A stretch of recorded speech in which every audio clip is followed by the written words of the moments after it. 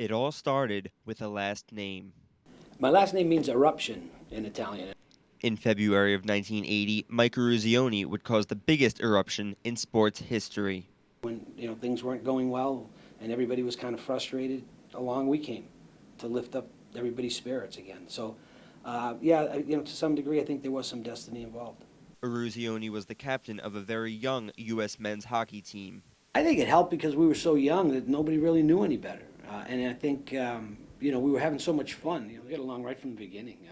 There's been a lot of stories about the East-West faction of the Olympic Games and Olympic teams in the past. And, once our team was selected, we just got along. We had a lot of fun. This young team required the tough love of Coach Herb Brooks. Herb kind of stayed away from us and didn't really get close to us. And we never saw the warm, cuddly side of Herb. Not that I knew there was one.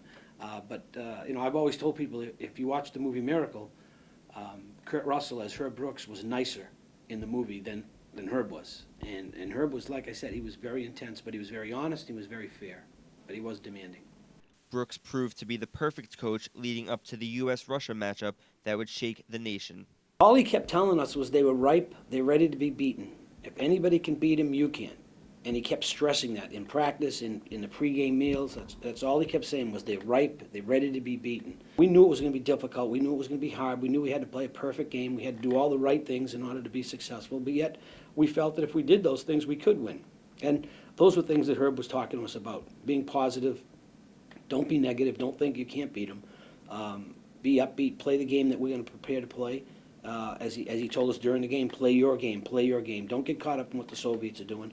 The Americans did just that and pulled off the greatest upset in sports history by defeating the Soviet Union in the midst of the Cold War. All we kept thinking was, we beat the Russians. I can't believe we beat the Russians. I remember Mark Johnson saying that over and over again. And, it was a very special feeling. The locker room was crazy. It was wild, but, we still had to play one more game, so we couldn't get too excited. 2 days later, Eruzione led the team to a victory against Finland in the gold medal game. It was wild. The locker room was amazing. Guys were hugging and crying and jumping on each other, and it was, that special locker room atmosphere that only we know. Nobody else was in there at the time, and then eventually the media came in and it became kind of crazy. But for us to just share that moment with each other, knowing, everything we had worked for, everything we had trained for, all the practices, all the bus trips, all the Herbies, everything that we had done, came to fruition. We had won the ultimate prize, and it was pretty special.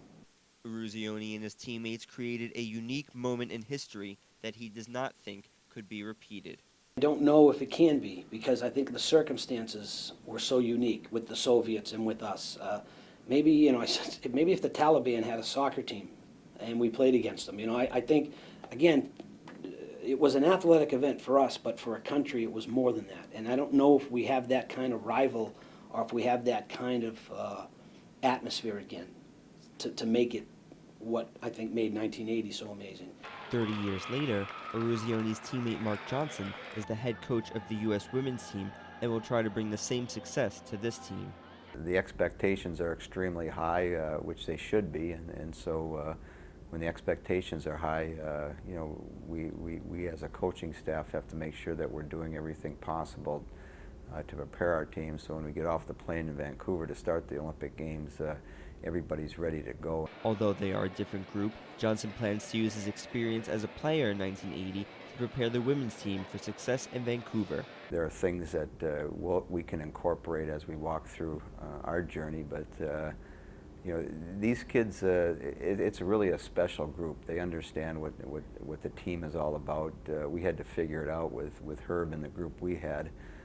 But teams will utilize that, and the end result is if you come together and everybody's playing for the team, that gives you the best chance to win a championship. And I think that's what we took away from 1980, and certainly the message that we can pass along to these players. Coach Johnson, the leading scorer of the Miracle on Ice team. I mean, who's not inspired by him? He's, I like to say, you take his name away, and he's a great coach.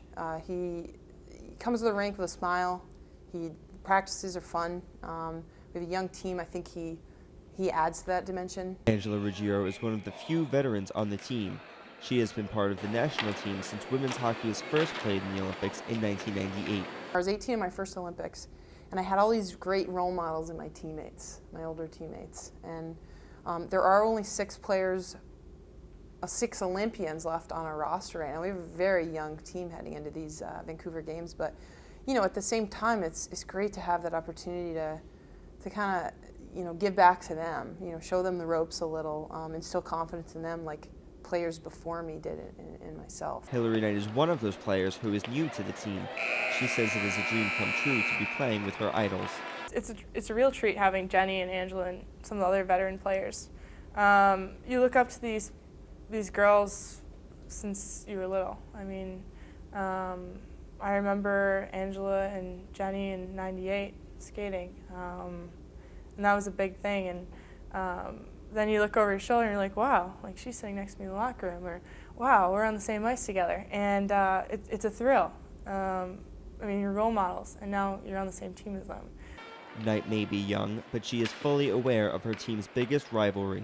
We don't like Canada, especially for ice hockey. I mean, it's always a battle whenever we play them, and it's exciting, and there's always a lot on the line. It's definitely a huge rivalry. I mean, it's always a good game. You never know who's going to come out on top. It's just whoever plays the best 60 minutes that night is who's going to win that game.